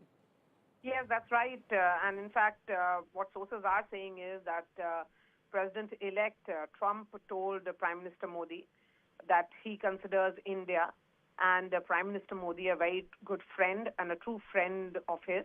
He also said that Prime Minister Modi is one of the first world leaders he has spoken to after his victory. It was rather an interesting conversation which played out between the two leaders, in which President Trump sources said that the whole world, in fact, loves Prime Minister Modi and that India is a magnificent country and Prime Minister Modi is a magnificent man. He also, this is essentially, interesting in the form that, Gargi, we have seen that how in the last 10 years of Prime Minister Modi, the foreign policy has been very personality-centric, in which he has made an effort to strike a very personal rapport with all the world leaders. And he and Donald Trump in particular, from 2016 to 2020, when Donald Trump was the president for the first time, there was a bonhomie, and India-US ties, saw collaborations across several sectors. And that's what I think is being highlighted here, where the two leaders are looking forward to working with each other. What has been highlighted again is an interesting development in terms of the two leaders, what sources say, affirming on world peace as well.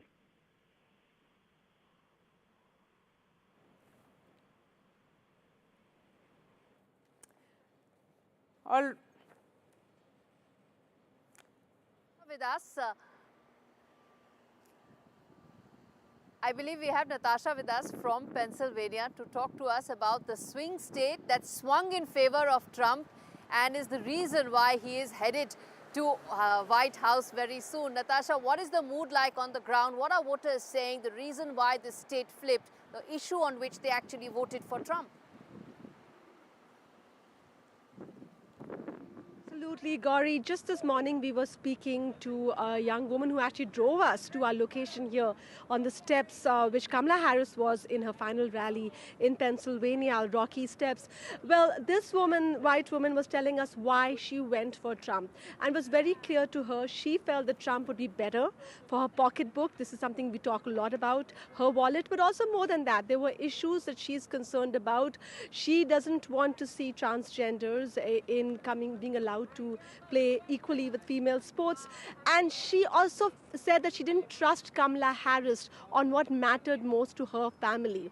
And she also pointed out that she felt like a minority in Philadelphia, which is Pennsylvania's largest city because it's primarily blue and Democratic. She felt like a minority, but she's not the minority when it comes to the larger state of Pennsylvania, which is comprised of rural areas. It's got industrial towns and a lot of people, despite the different landscapes, all concerned about the daily wages having gone down and the daily wages not really matching up to what they see when they enter that grocery store, and the inflation. Another major issue in Pennsylvania has been fracking, and whether fracking should be supported or not. Now, Kamala Harris, when she was running against Biden for the Democratic ticket, had said that she supported a ban on fracking, and she backtracked on that during this cycle, and that also created distrust amid some voters in those areas who want the jobs that come out of fracking. That was a major issue,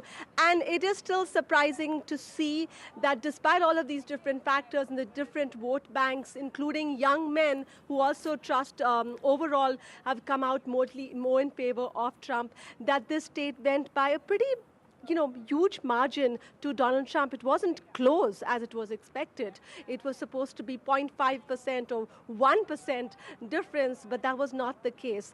And this is since 1988, actually, this is only the second time that a Republican has, in the presidential races, has been able to take this state. A really decisive factor, and also really in many ways a bellwether for the issues that matter across the country as well. All right, and Natasha, thanks so much for joining us with that. And let's go back to our panel also now. And we have a former Foreign Secretary, Shashank, waiting. I'm so sorry, sir, it's taken so long to get to you. But your comments on what Trump 2.0 would mean for India. We've just had that breaking news coming in. The Prime Minister, Narendra Modi, has spoken to Donald Trump, congratulated him. Both have vowed to work towards, peace in the world, and also Donald Trump telling Prime Minister Modi that he is, that how he's a remarkable man, how the President Trump tells the Prime Minister Modi considers him India a true friend, and says Modi is one of the first world leaders that he's spoken to after his victory. I agree that Prime Minister Modi is a man of peace. He has repeatedly talked about it, and I think that will be a great service to humanity and to Indo-US relations if Prime Minister Modi and President Trump can carry out a regular dialogue and depend on each other's strengths. I think that should be really good for bringing peace to Europe, and hopefully, because the Middle East peace is really always elusive, but perhaps these two people can get together Prime Minister Modi can talk to people in the among the Palestinians as well as to the Israelis and the Iranians. And I think that should be used by President Trump in his second presidency to consider among his advisors within America and then also outside. I think he can consider Prime Minister Modi as his good friend. I don't think there would be several issues. I'm quite sure that experts from both sides would be discussing them.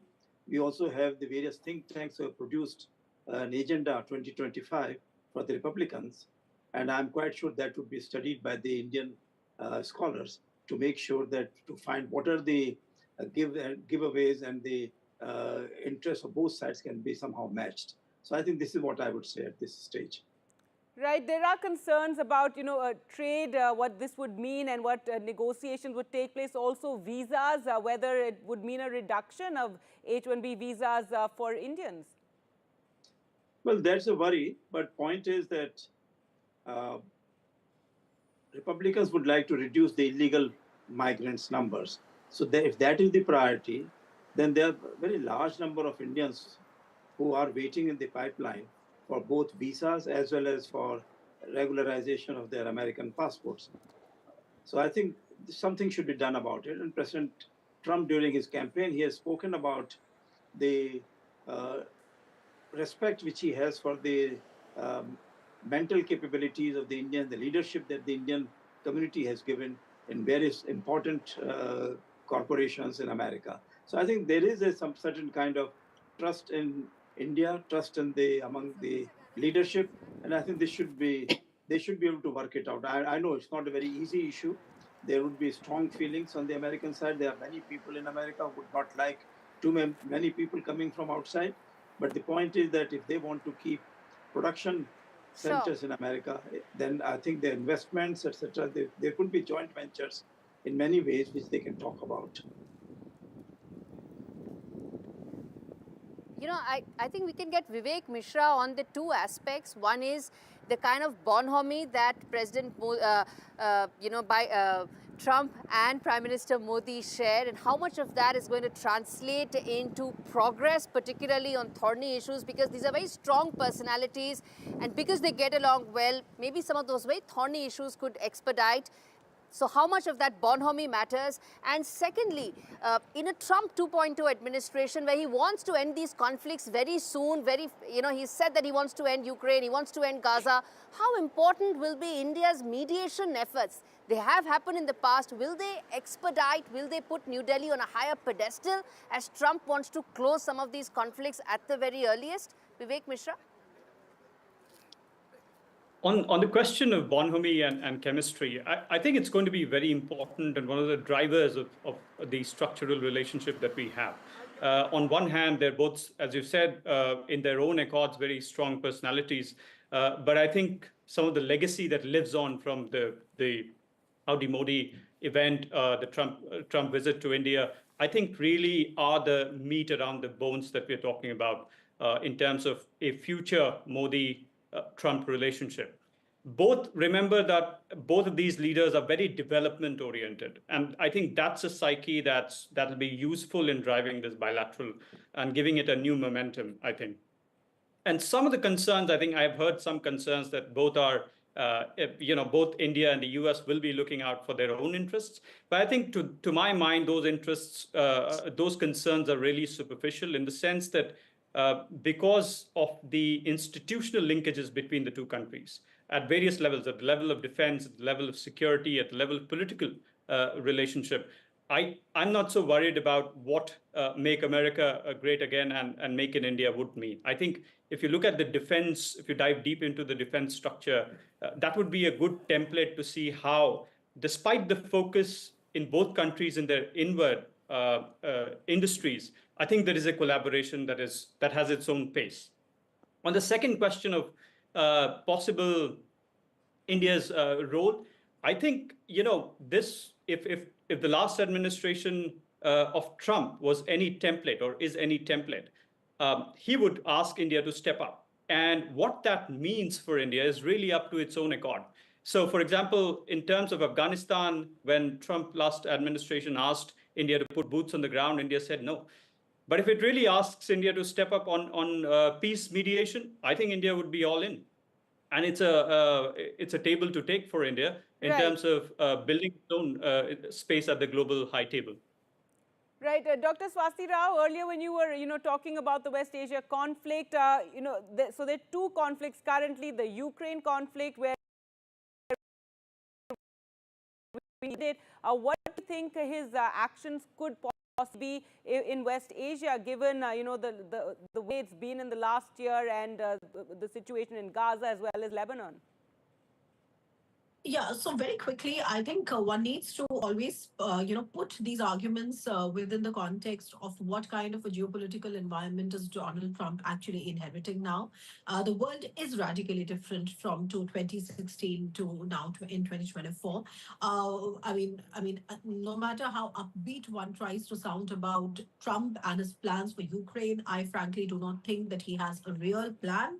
Like I said earlier, that he would like to be remembered as somebody who put the conflict to an end, but I don't think really he has a plan. And this is something that is coming from endless discussions with almost everybody into that region, whether it's the Poles or the other Europeans and a lot of Americans as well. However, like I said, that yes, he would want to sort of build that momentum, and that's where what Vivek said makes sense about India's position. In West Asia, things are radically different.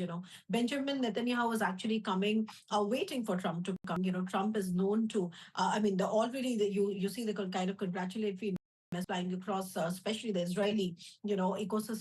Very obvious. Trump is known to be very stringent on Iran. He actually withdrew from the JCPOA, the nuclear deal, for instance. And I think he would make sure that Benjamin Netanyahu actually finishes. I don't know, how do you interpret actually finishes here, quote unquote, but he actually concludes this particular offensive in a meaningful way. The hostages are returned. So even though he's seen to be somebody who was the precursor or somewhere, he was the guy who basically made the normalization possible in 2020, and it was on that normalization from where I2U2 and IMEC, etc., had kind of come about. But the West Asian situation remains fragile, and everybody understands that as long as it is overridden with the with the actions of the proxies, especially the Hamas, Hezbollah, and Houthis, there is actually no end in sight. So I think on the question of West Asia, Donald Trump is going to support Benjamin Netanyahu, but in a way that shows some tangible result. It's not just about mindless, killing of civilians because the terrorists are hiding behind them. So I would perhaps expect that. But just my last point is that please understand again that in 2016, we did not have a situation where we saw a certain axis of countries working in different theaters but helping each other. So, like we have in 2024. So in Europe, the prime actor out there is Russia, which is supported by China and North Korea. In West Asia, the prime actor out there is Iran, which is supported by Russia and China again. In Indo-Pacific, you have this crink axis, and then to have a coordinated response is going to be fundamentally different in quality from the era of 2016. Yes. Right, we're completely out of time. We're going to have to end it there. Thank you so much all for joining us on the program. And it's been quite a day, Gauri. You still have a lot more, to go ahead. It's morning time there, and it's a dawn of a new Trump era, Trump 2.0. Absolutely, Gargi. It's been a fantastic conversation today with you and our panelists. And the rest of the day, the highlight will be one, Kamala Harris is going to make that speech at Howard University. She would have liked to make a victory speech, but if she does come out and reach out to her support base, I believe that she's also going to lay the ground for possibly future political such endeavors. She ain't going out of town anytime soon. She's still young. She has age on her side. Let's see what else DC has lined up for NDTV and our viewers. And we are going to keep giving all those very details and latest updates right on NDTV 24/7. All right, goodbye.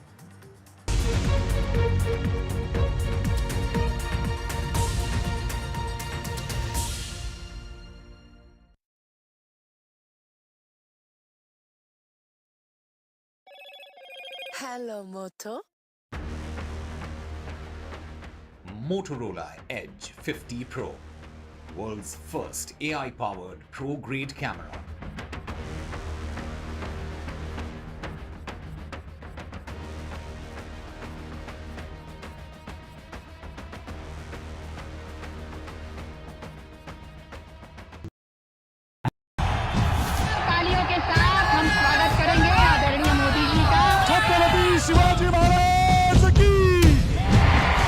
agenda for corruption. Corruption first, on the agenda and nation first. घोषणा आणि